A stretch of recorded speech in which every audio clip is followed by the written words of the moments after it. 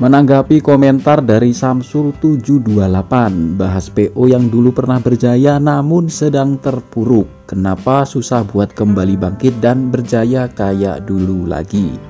Oke, untuk menanggapi pertanyaan itu tadi, mari kita coba buat hipotesis jawaban dari pertanyaan itu. Dulu semasa kita masih kecil atau remaja, kita pernah merasakan atau menyaksikan bagaimana dulu ada PO bis yang sempat berjaya. Bahkan sampai menjadi bis andalan kita buat berpergian bersama orang tua kita. Namun di saat ketika kita telah beranjak dewasa dan menua, PO bis yang dulu berjaya kini sudah tidak dapat kita naiki lagi. Dan sudah tidak terlihat lagi di jalanan. Dan yang masih ada dan tersisa kondisinya sedang terpuruk dan susah untuk kembali berjaya lagi. Nah, kenapa sih banyak perusahaan otobis yang sedang terpuruk susah sekali untuk bangkit kembali? Faktor apa saja yang membuat sebuah perusahaan otobis tidak bisa kembali berjaya lagi? Oke, mari kita ulas bersama di Ngulas Bis.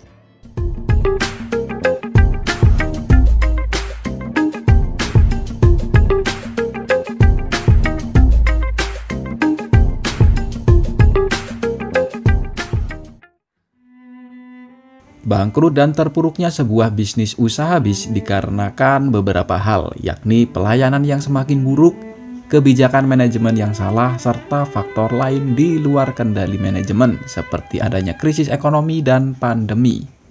Banyak PO bis yang kini sedang dalam tahap kritis, mati-matian mempertahankan usahanya agar bisa tetap berjalan.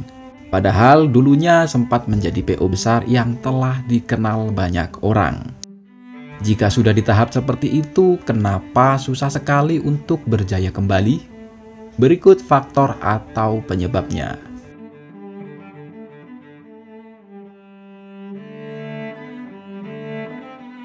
Kita semua tahulah ya kalau bisnis usaha transportasi bis biayanya sangat fantastis.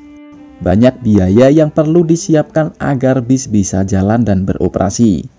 Seperti biaya untuk gaji supir dan karyawan, biaya BBM, biaya perawatan, pajak, dan lainnya. Untuk bisa menutupi kos operasional dan nggak minus aja udah cukup bersyukur bagi perusahaan otobis yang sedang mengalami keterpurukan. Apalagi untuk mengembangkan bisnis tentu perlu biaya yang lebih banyak lagi. Permodalan memang jadi hal yang paling krusial buat PO bis yang sedang mengalami keterpurukan. Namun jika telah punya modal yang cukup, apakah akan bisa kembali berjaya lagi? Itu juga belum tentu karena masih ada faktor lainnya.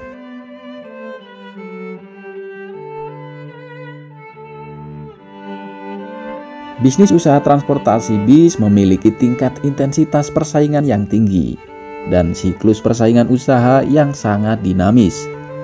Yang mana dalam suatu wilayah akan ada operator bis yang silih berganti menjadi penguasanya. Jadi dari persaingan yang ada, PO bis akan ada yang menang dan akan ada yang kalah. Dengan terpuruknya suatu perusahaan otobis di suatu wilayah juga menjadi peluang yang dapat dimanfaatkan oleh perusahaan otobis lainnya untuk mengambil alih posisi. Dan saat mulai bangkit lagi, kebanyakan konsumennya telah beralih ke PO lain yang datang sebagai penggantinya. PO bis yang dulunya sebagai pemain besar yang dapat diperhitungkan di wilayah itu, namun setelah terpuruk posisinya telah berubah, tergeser oleh PO-PO lainnya. Dan banyaknya perusahaan otobis baru yang merintis di akap juga menambah persaingan menjadi lebih ketat.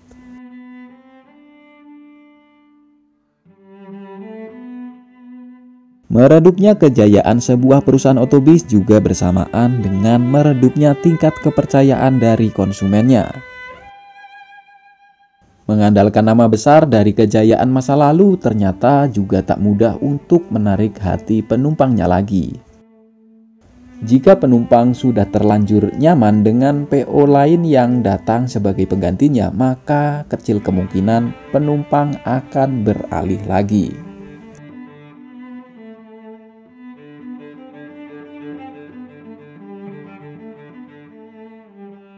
Bangkit dari keterpurukan juga harus disertai dengan inovasi baru. baik dalam segi pelayanan, fasilitas, atau rute layanannya. Sebuah inovasi dalam bisnis tentu penting untuk pengembangan skala bisnis. Dan inovasi juga terkadang lahir berkat proses pembelajaran dari sebuah kegagalan yang kemudian dievaluasi untuk dijadikan strategi baru dalam berbisnis. Jika perusahaan otobis yang akan bangkit tidak membawa sebuah inovasi baru, maka sama halnya dengan bertempur di medan perang dengan tangan kosong. Karena gempuran persaingan dari lawan bisnis juga perlu dikonter dengan strategi dan inovasi baru. Jadi itulah tadi beberapa hipotesis dari pertanyaan tadi. Atau ada faktor lainnya versi kalian? Silahkan tambahkan di kolom komentar ya.